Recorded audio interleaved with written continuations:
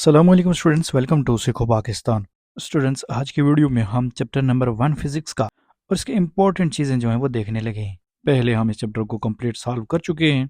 Each and everything हमने study की है। अगर आपने वो वीडियोस नहीं देखी तो आप देख सकते हैं प्लेलिस्ट में जाकर, class 9th physics new book की जो प्लेलिस्ट है। ठीक है, आज इसमें हम MCQs देखेंगे, शार्ट क्वेश्चन देखेंगे, कंस्ट्रक्टेड रिस्पांस क्वेश्चन जो कि बतौर शार्ट क्वेश्चन आपके पेपर का हिस्सा होंगे। उसके बाद लॉन्ग क्वेश्चन को देखेंगे और देन हम इंपॉर्टेंट न्यूमेरिकल्स देखेंगे कौन से हैं। ठीक है, सबसे पहले हम MCQs को देख लेते हैं कि कहाँ से बन सकता है और किस तरह का MCQs होगा, जो भी होगा। ठीक है, पहले तो ये मैं बता दूं कि आपने एक्सरसाइज के MCQs को नहीं छोड़ना। ठीक है, उसमें फर्स्ट MCQs है, सेकंड है, उसके बाद 3 नहीं करना। ठीक है, 4 5 है, 6 नहीं करना, 7 है, 8 नहीं करना, 9 10 है और 11 नहीं करना जी। ठीक है, तो ये MCQs आपने एक्सरसाइज के जो वो कर लेने हैं। MCQs के सोल्यूशन पे मैंने वीडियो बना रखी है, जो एक्सरसाइज के MCQs हैं वो आप देख लीजिएगा। ठीक है, उसका लिंक मैं आपको नीचे डिस्क्रिप्शन में दे दूंगा। फिर टॉपिक्स में से MCQs देख लेते हैं कौन सा MCQ बन सकता है। ठीक है, तो टॉपिक 1.1 है हमारे पास, physical and non physical quantities. अब आपको इससे रिलेटेड MCQ में आ सकता है क्वेश्चन, यानी आपका कंसेप्ट चेक किया जाएगा यहाँ पर। तो आपको फिजिकल और नॉन फिजिकल क्वांटिटी का कंसेप्ट जो है वो क्लियर होना चाहिए। देखिए, फिजिकल क्वांटिटी वो होती है जिसको हम किसी टूल की मदद से मेजर कर सकते हैं। जैसे आपको बुखार है तो कितना बुखार है इसको हम चेक कर सकते हैं ना। तो गोया हम कह सकते हैं जो टेम्परेचर है वो एक फिजिकल क्वांटिटी है। तो गोया समझ में ये बात आई कि जो भी चीज जिसको मेजर किया जा सकता है किसी टूल की मदद से वो फिजिकल क्वांटिटी है जी। ठीक है, अब मैं कहता हूँ कि वालदा अपने बच्चे से बहुत मोहब्बत करती है, तो इसको नापने के लिए, इसको मेजर करने के लिए कोई हमारे पास टूल नहीं है। तो जब टूल नहीं है तो वी कैन से कि it is a non physical quantity. अब क्वेश्चन आपसे पेपर में पूछा यूं जा सकता है कि which of the following is a physical quantity या which of the following is not a physical quantity. तो आपने देखना है, पढ़ना है उनको। जिसको भी मेजर किया जा सकता हो वो फिजिकल है और जिसको मेजर ना किया जा सकता वो नॉन फिजिकल है। बस टॉपिक के अंदर कुछ मिसालें गिवन हैं वो आप पढ़ सकते हैं। फिर नेक्स्ट आए तो base and derived physical quantities हैं हमारे पास। बेस फिजिकल क्वांटिटीज वो क्वांटिटीज हैं, वो मिकदारें हैं जो कि एज अ बेस काम करती हैं। और डिराइव्ड जो होती है ना, उनको हम बेस से ही अखज करते हैं। बेस क्वांटिटीज जो है ना उनको ही मिलाकर हम डिराइव्ड क्वांटिटीज बनाते हैं। ठीक है, मिसाल के तौर पर डिस्टेंस है तो ये एक बेस फिजिकल क्वांटिटी है, टाइम भी एक बेस फिजिकल क्वांटिटी है। तो ये दोनों बेस फिजिकल क्वांटिटीज हैं। जबकि बात करते हैं जी स्पीड की, तो स्पीड चूंकि बराबर होती है डिस्टेंस ओवर टाइम के, तो देखें दो बेस फिजिकल क्वांटिटीज से मिलकर ये बनी है और उन्हीं से ही अखज की गई है। डिराइव्ड का मतलब ही अखज करना होता है। तो गोया हम कह सकते हैं कि ये डिराइव्ड फिजिकल क्वांटिटी है क्योंकि ये बेस फिजिकल क्वांटिटीज से अखज की गई है। ओके, अब इस तरह से आपको MCQ पूछा जा सकता है कि जी वेलोसिटी का बताएं, ये बेस फिजिकल क्वांटिटी है या डिराइव्ड है। एक्सेलरेशन पूछा जा सकता है, उसके अलावा कुछ भी यानी वॉल्यूम पूछा जा सकता है। ठीक है, तो इस ज़मन में आपने याद रखनी जो है वो बेस फिजिकल क्वांटिटीज याद रखनी है। ठीक है, वो कौन कौन सी होती हैं मैं आपको बता देता हूँ। उसके अलावा जो भी होंगी वो डिराइव्ड होंगी, वो उन्हीं से अखज की गई होंगी। तो याद रखें कि ये 7 होती हैं। लेंथ जो है वो बेस फिजिकल क्वांटिटी है। उसके अलावा मास है, टाइम है, टेम्परेचर है, इलेक्ट्रिक करंट है, लुमिनस इंटेंसिटी है और अमाउंट ऑफ सब्सटेंस है। ठीक है, अब अगली चीज देखें, वो भी MCQ में आपसे पूछी जा सकती है। वो खैर आगे टॉपिक भी आ रहा है सिस्टम इंटरनेशनल यूनिट के बारे में। ठीक है, अब देखें लेंथ है ना, जैसे फर्ज किया तो ये मीटर में भी है, सेंटीमीटर में भी है, मिलीमीटर में भी है, किलोमीटर में भी हो सकती है। तो कोई एक स्टैंडर्ड तो होना चाहिए ना कि इसका सिस्टम इंटरनेशनल यूनिट होना चाहिए। तो लेंथ का सिस्टम इंटरनेशनल यूनिट मीटर होता है। ठीक है, ये आपने याद रखना है। तो बहरहाल आगे अगर आएगा तो मैं आपको पढ़ा दूंगा, समझा दूंगा। ठीक है, अब इनको हम कह सकते हैं ये बेस फिजिकल क्वांटिटीज हैं और इसके अलावा जो भी है ना वो डिराइव्ड फिजिकल क्वांटिटीज हैं, वो इन्हीं से आखज की गई हैं। जैसे मैंने आपको बताया था कि एक्सेलरेशन है, डेंसिटी है, वॉल्यूम है, वगैरह वगैरह। ठीक है, चलिए जी थोड़ा आगे चलते हैं। अब अगर आप आगे देखें तो इंटरनेशनल सिस्टम ऑफ यूनिट्स के आगे जो है वो एक टेबल गिवन है। उस टेबल में ये सारी बेस फिजिकल क्वांटिटीज लिखी हुई हैं। ठीक है, और इनके यूनिट भी साथ में मौजूद हैं। तो अनदर MCQ हमारे पास के यूनिट पूछा जा सकता है आपसे। ठीक है, सिंबल भी याद रखें। जैसे जो लेंथ है उसके हमारे पास यूनिट जो है वो मीटर है और सिंबल उसका M है, लेकिन सिंबल याद रखना इतना ज़रूरी नहीं है। आपसे ज़्यादातर जो चीज़ पूछी जाती है ना वो उसका यूनिट है। ठीक है, ये MCQ के तौर पर आपने याद रखना है। नीचे आए तो डिराइव्ड यूनिट के सामने आपके पास एक टेबल बना हुआ है जो कि डिराइव्ड यूनिट्स पर मुश्तमिल है। ठीक है, जैसा कि वहां पर पहले देखें तो एरिया है, ठीक है। अब एरिया मीटर स्क्वायर होता है, ठीक है, यानी स्क्वायर मीटर लिखा हो ना, मीटर स्क्वायर होता है। तो इसका जो सिंबल है वो एम स्क्वायर है, ठीक है। तो ये आपने हर सूरत याद रखना है, ये बड़ी इंपॉर्टेंट चीज़ है, ठीक है। वॉल्यूम देखें तो वो मीटर क्यूब होता है, क्यूबिक मीटर उसका सिस्टम इंटरनेशनल यूनिट है, ठीक है। और मीटर क्यूब एम क्यूब हम इसको लिखते हैं क्योंकि ये 3 डायमेंशन में होता है, और एरिया जो वो 2 डायमेंशनल होता है, यानी लेंथ और ब्रेड्थ को आप मल्टीप्लाई कर सकते हैं, ठीक है। उसके बाद स्पीड है, इसका यूनिट हमारे पास मीटर पर सेकंड, वेरी इंपॉर्टेंट है ये जो इसके एमसीक्यू के तौर पर, ठीक है। ये जो यूनिट वगैरह है मीटर पर सेकंड है। फिर हमारे पास फोर्स है तो न्यूटन है जो कि एन के इक्वल है। फिर प्रेशर है, पास्कल इसका यूनिट है, ठीक है। पीए से हम इसको रिप्रेजेंट करते हैं। इलेक्ट्रिक चार्ज है तो उसको कूलम से रिप्रेजेंट करते हैं। और प्लेन एंगल है तो इसको हम रेडियन में लेते हैं, ठीक है। ये आपने याद रखना है एमसीक्यू के तौर पर, वेरी इंपॉर्टेंट चीज़, ठीक है। उसके बाद है प्रीफिक्सेस।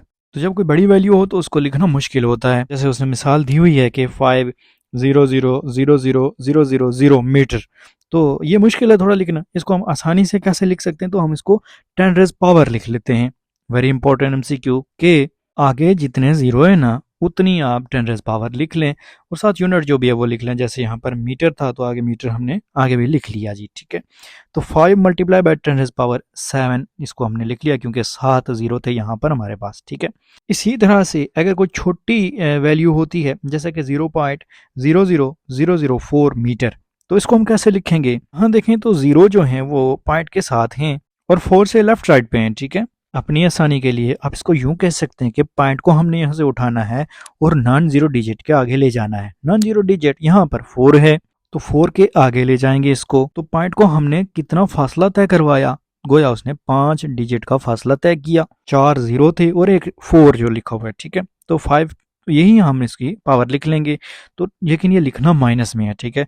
तो 4 multiply by 10 raise power -5 metre, ये हमारा आंसर होगा प्रीफिक्सेस में, ठीक है। तो देखें आसान हो गया ना लिखना, बजाय उसके कि हम 0.00004 मीटर लिखें तो, ठीक है। अब हम प्रीफिक्सेस का यूज़ कैसे करते हैं, तो ये बड़ा इजी है, ठीक है। जस्ट आपने कुछ वैल्यूज़ जो है वो याद रख लेनी है, बाकी कोई काम नहीं है इसमें। जैसा कि मेरे पास एक वैल्यू अगर आ जाती है 5 multiply by 10 raise power -18 metre, तो मैं उसको लिख सकता हूँ कि 5 ऑटो मीटर, ठीक है। इसका मतलब क्या है कि जो एक ऑटो है ना वो बराबर है 10 रेज़ पावर -18 के।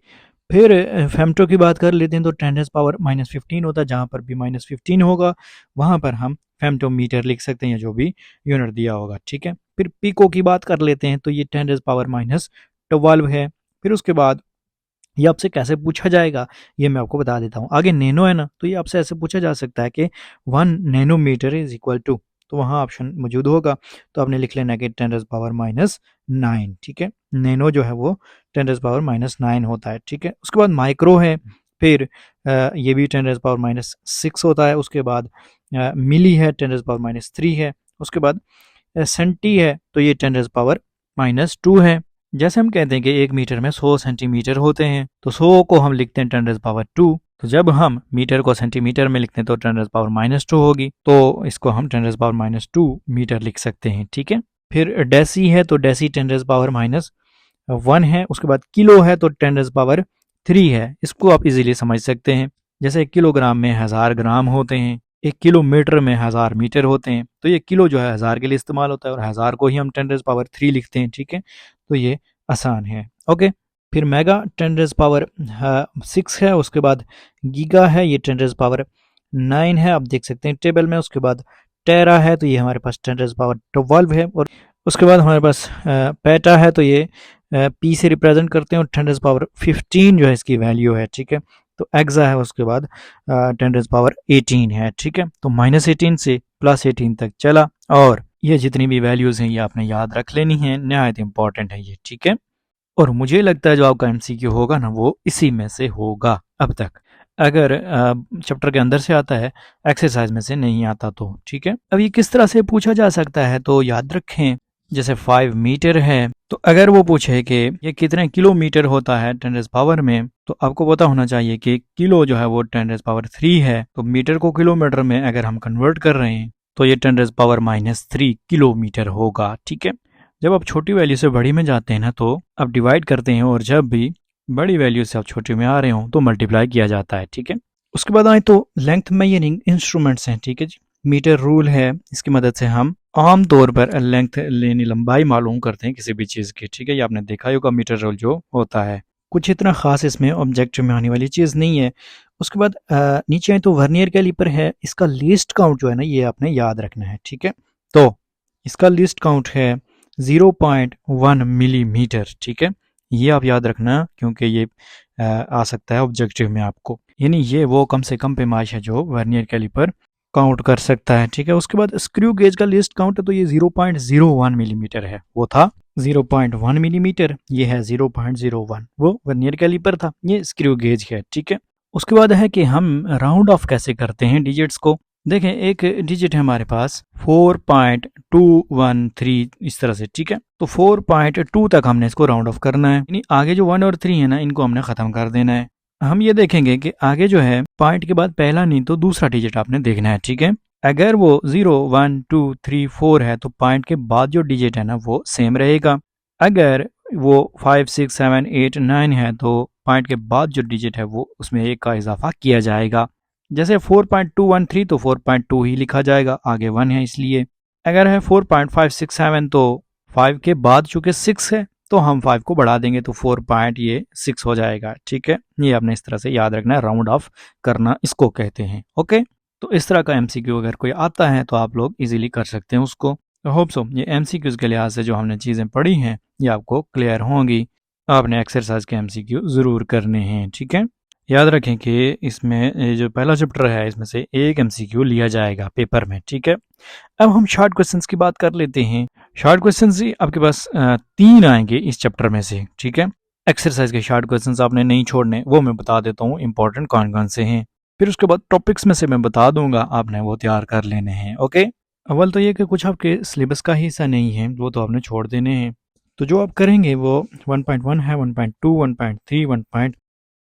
और 1.6 कर लीजिएगा, ठीक है। 7 छोड़ दें। गो कि ये आपके सिलेबस का हिस्सा है लेकिन नॉट सो इम्पोर्टेंट। तो ये जो पहले 5 हैं ना क्वेश्चंस, इनमें से ही कोई आ जाएगा आपके पेपर में। अब इनका सोल्यूशन जो है वो आपको वीडियो में मिल जाएगा। मैंने पूरी वीडियोस बना रखी हैं, दोबारा से बनाने को कोई फ़ायदा नहीं है। अलबत्ता उसका लिंक जो है वो मैं आपको नीचे डिस्क्रिप्शन में दे दूंगा शॉर्ट क्वेश्चंस की वीडियो का, ठीक है। इसी तरह से एमसीक्यूज का भी दे दूंगा, कंस्ट्रक्टेड रिस्पांस क्वेश्चंस का भी, और जो हमारे पास डिस्क्रिप्टिव क्वेश्चंस होते हैं लॉन्ग क्वेश्चंस उनका भी दे दूंगा, ठीक है। न्यूमेरिकल्स भी दे दूंगा। बहरहाल जो बता रहा हूँ बस आपने वही कर लेना है, ठीक है। नोट कर लें अपने पास और उसी को करते जाएं। कंस्ट्रक्टेड रिस्पांस क्वेश्चंस भी आपके पास शॉर्ट क्वेश्चन के तौर पर आएंगे, तो याद रखें कि पहले चैप्टर में से आपने 5 6 7 और 9 कर देने हैं, ठीक है। क्वेश्चन नंबर 5 6 7 एंड 9, इनके सोल्यूशन की वीडियो भी मैं आपको नीचे डिस्क्रिप्शन में दे दूंगा, लिंक दे दूंगा, आपने वहां से वीडियो देख लेनी है, ओके। तो इसमें कोई भी क्वेश्चन आपसे पूछा जा सकता है। अब टॉपिक्स की बात कर लेते हैं कि उसमें से शॉर्ट क्वेश्चन कहाँ से आ सकता है। तो फिजिकल और नॉन फिजिकल क्वांटिटीज की डेफिनेशन विद एग्जांपल आपसे पूछी जा सकती है, ठीक है। फिर बेस और डिराइव्ड फिजिकल क्वांटिटीज के बारे में पूछा जा सकता है, यानी इनमें फ़र्क, ठीक है। ये आसान है, ये आपके पास की पॉइंट्स में भी इनकी डेफिनेशन मौजूद होती है और पीछे टॉपिक में भी मौजूद हैं, ठीक है।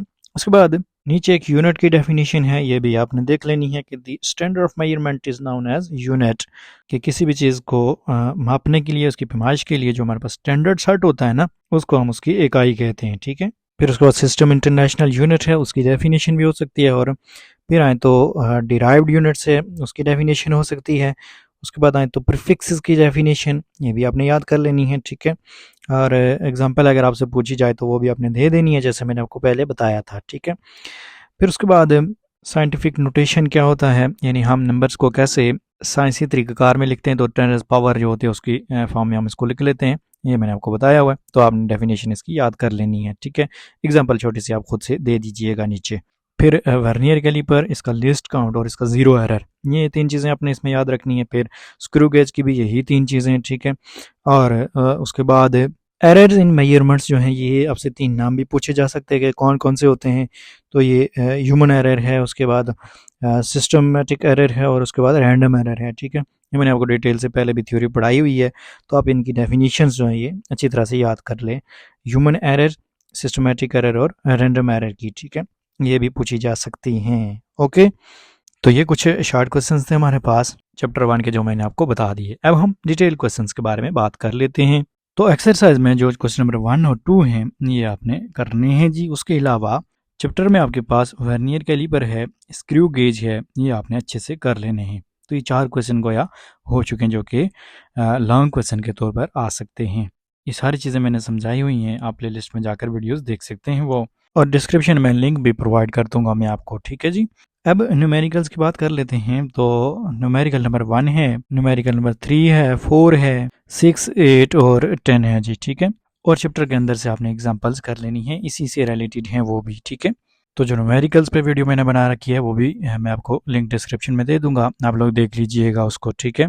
तो यूँ हमारा चैप्टर 1 कंप्लीट हो गया, जिसमें मैंने आपको चीज़ें समझा दी, बता दी, ठीक है। अगला काम आप लोगों को अपना है, आपने इसको अच्छे से करना है, ठीक है। नेक्स्ट क्लास में इंशाल्लाह हम चैप्टर 2 को डीपली देखेंगे और इम्पोर्टेंट चीज़ें निकालेंगे, ठीक है जी। होप सो ये वीडियो आपके लिए इन्फॉर्मेटिव थी और आपको पसंद आई होगी। अगर अच्छी लगी लाइक जरूर कीजिएगा, चैनल को सब्सक्राइब नहीं किया तो ज़रूर सब्सक्राइब कर दें। थैंक यू सो मच, मिलते हैं नेक्स्ट वीडियो में, तब तक के लिए अल्लाह ने के बाद।